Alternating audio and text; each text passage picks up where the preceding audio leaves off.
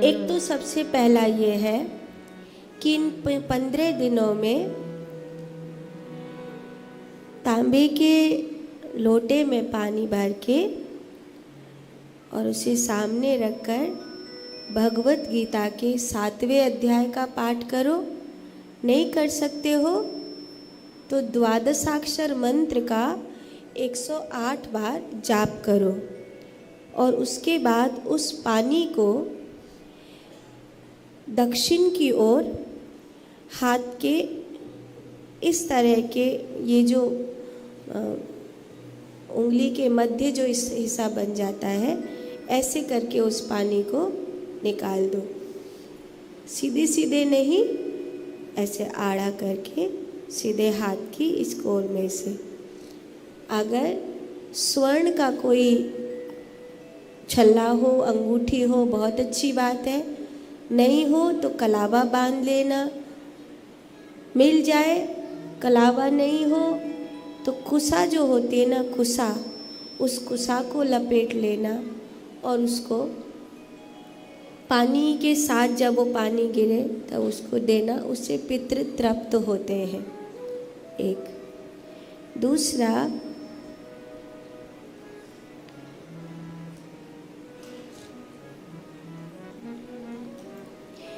जब आप अपने पितरों को भोजन निकालते हैं तो इन 15 दिनों में जब तक आपकी रसोई से भोजन ना निकल जाए तब तक घर की गृहिणी को बाल नहीं धोने चाहिए, कपड़े नहीं धोने चाहिए। 15 दिनों में जो गृहिणी रसोई बनने से पहले बाल धोना, कपड़े धोना ये सब करती हैं तो अशुभ मान्य जाता है। घर में मृत्यु का पहरा होता है। इसीलिए भोजन निकालने के बाद ही गृहिणी, जैसे अब बाल धोने हैं 5 दिन में 7 दिन में सभी को मैयाओं को धोने होते हैं, तो भोजन निकालने के बाद कपड़े धोना, बाल धोना आदि का कार्य करना चाहिए। तीसरा, जब आप अपने पितरों को भोजन निकालते हैं तो उसमें अन्य सबको प्रणाम कर लेना चाहिए कि जो भी मेरे इस भोजन से संतुष्ट हो रहे हों उन सभी को मैं अपने घर का अन्न देती हूँ।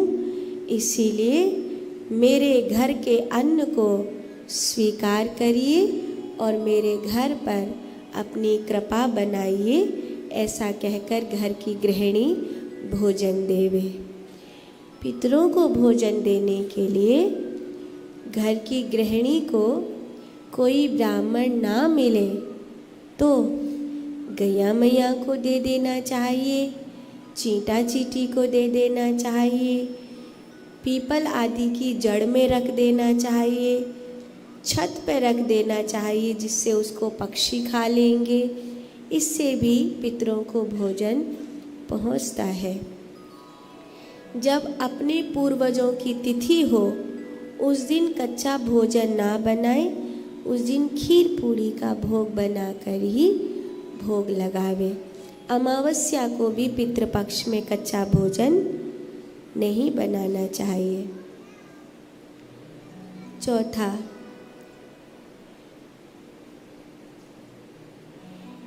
इन 15 दिनों में धूप, दीप, गंध आदि का प्रयोग सबसे ज़्यादा करना चाहिए। कपूर रोज जलाना चाहिए। इससे पितरों को बहुत शांति मिलती है। और बिल्व फल को अपने पितरों के सामने रख के 15 दिन बाद उसे बहते हुए पानी में छोड़ना चाहिए। उससे बहुत शुभ होता है। घर में अगर कपूर की गंध का धुआं होता है तो उससे कोई भी नकारात्मक ऊर्जा घर से चली जाती है। श्राद्ध पक्ष में सूर्य नारायण को जल अवश्य चढ़ाना चाहिए, इससे पितरों को पानी पहुंचता है।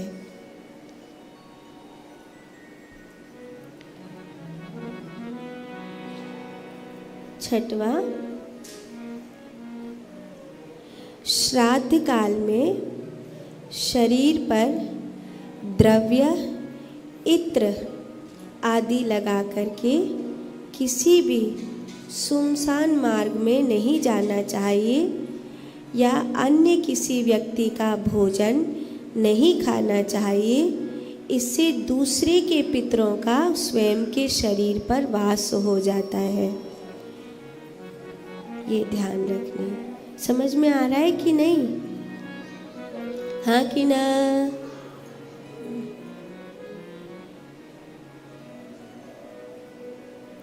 श्राद्ध पक्ष में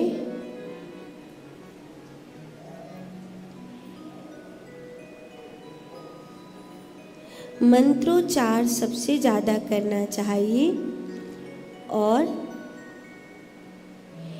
किसी की भी मूल्यवान से मूल्यवान 12 वस्तुओं का दान अधिकारी न होने पर नहीं लेना चाहिए। वो 12 वस्तु कौन कौन सी हैं? साबुत मूंग, चावल, स्वर्ण, चांदी और वस्त्र, बना हुआ अन्न, काला धागा, किसी भी पेड़ की लकड़ी और शायद सतनजा, ज्वार आदि, ये कुछ चीज़ें हैं। अधिकारी ना होने पर इनका दान नहीं लेना चाहिए।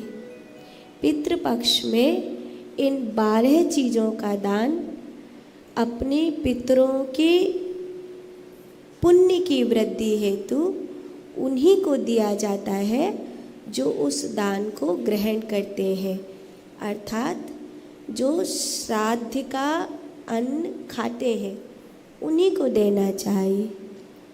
और अगर कोई आपको देता है तो आपको उससे बचना चाहिए, अगर आप श्राद्ध का नहीं खाते हैं तो, क्योंकि श्राद्ध का सबको ही नहीं लेते हैं, सबको लेना भी नहीं चाहिए। कहते हैं अगर कोई श्राद्ध पक्ष में अनधिकारी होने पर किसी के पितृ का अन्न खाता है तो उसे अपने 6 महीने का भजन दान देना पड़ता है, ऐसा वर्णन किया गया है।